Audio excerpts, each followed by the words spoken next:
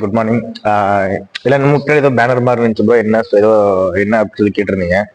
அது என்ன அப்படின்னா, நம்ம ஒரு டேக்வுண்ட் அகாடமி ரன் பண்ணிருக்கோம். அவன் மாஸ்டர் ஸ்டார்ட் பண்ணி மாஸ்டர் கீழே ரன் பண்ணிருக்கோம்.